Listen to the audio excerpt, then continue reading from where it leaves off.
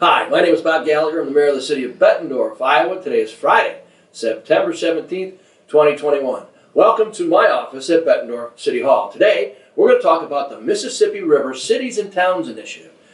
That group, the MRCTI, just finished our 10th annual conference that took place virtually September 14th through the 16th of this year. I'm a co-chair of the organization, which is comprised of 110 of the mayors of the total of 124 cities and towns along the entire length of the Mississippi River. The MRCTI gives a common voice to those who depend most upon the river, and by virtue of doing so spans political and economic interests. Our work helps to protect and restore the mighty Mississippi River as a natural system that can support human culture and economies, as well as the river's unique ecosystem and wildlife. We address really four different things. First, river quality and habitat restoration. Second, we coordinate with the states for river management and improvement. Third, we create more impactful water conservation measures. Fourth, we work on sustaining our river economies. And lastly, we celebrate our river culture and history. Now, this year we had some great announcements of the great work that we've been doing. And the four big things that came out of this conference were, first, an announcement of the new Mississippi River Infrastructure Fund. Second, a discussion of implementing the Resilience Revolving Loan Fund, which was recently passed in the Federal Storm Act. Third, we had an update on our Mississippi River Pollution Initiative, which will be coming to the Quad Cities this October. And fourth, we announced a partnership with Ducks Unlimited to deploy natural infrastructure to scale to better protect our cities from the devastating effects of a changing climate.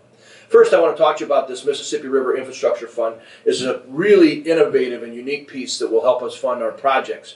We've been working with project partners to realize a vision put forth by former mayor of Atlanta and ambassador, Mr. Andrew Young, to restore the entire Mississippi River corridor through the harnessing of global capital to build the Mississippi River Infrastructure Fund. This MRRIF will complement federal infrastructure spending towards both natural and built infrastructure restoration within the waterway's 10-state corridor. Concentration of this attention will be on the main stem where we live here in Bettendorf and those cities immediately adjacent to the riverbanks. The MRRIF is being designed to support sustainable development projects that aim to generate a combination of social, environmental, and economic returns. Our partners are engaged in a series of pilot projects and studies to determine the type, financial feasibility, and impact of infrastructure projects that are currently needed in our corridor. From this work, it has been determined that we will start with a small infusion of capital of $100 million.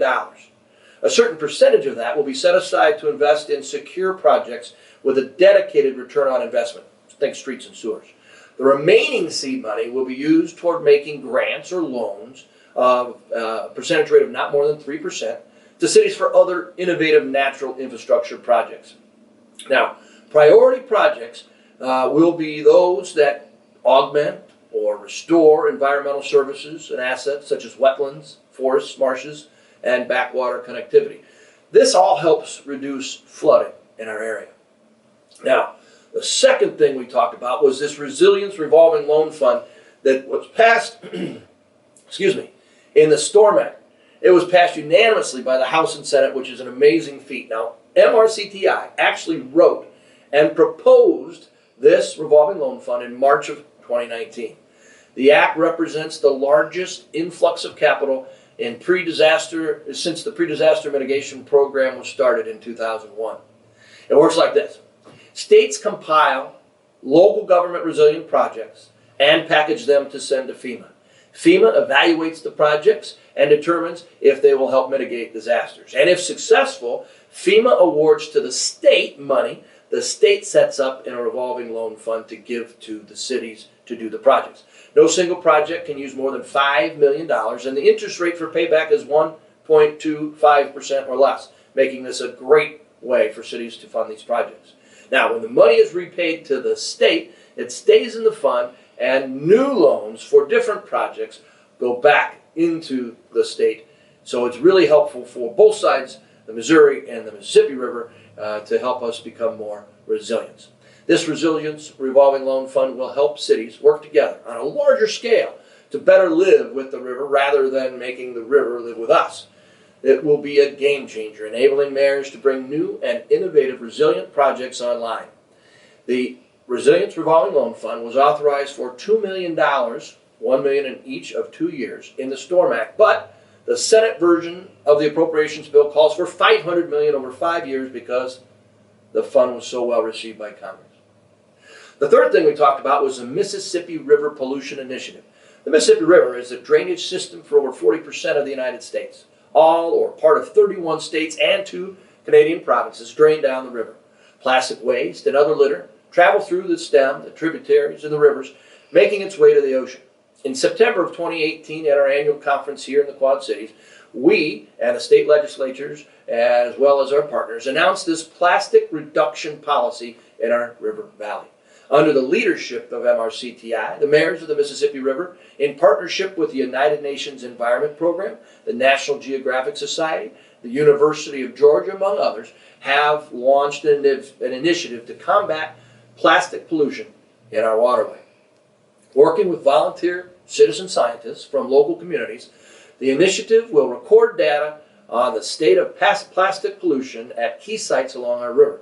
This data will be used to create a plastic pollution map that will help our policymakers, businesses, and citizens to take action. You know that the Mississippi River is our most essential inland waterway. It provides billions of gallons of water each day to industries, as well as drinking water to 20 million people in 50 states, including right here in the Quad Cities. So reducing the amount that we have to clean from the water will also save us money. Now, in partnership with both waste commissions of Scott and Rock Island County, as well as Extreme Cleanup, this river tracker application will be deployed in the Quad Cities in October.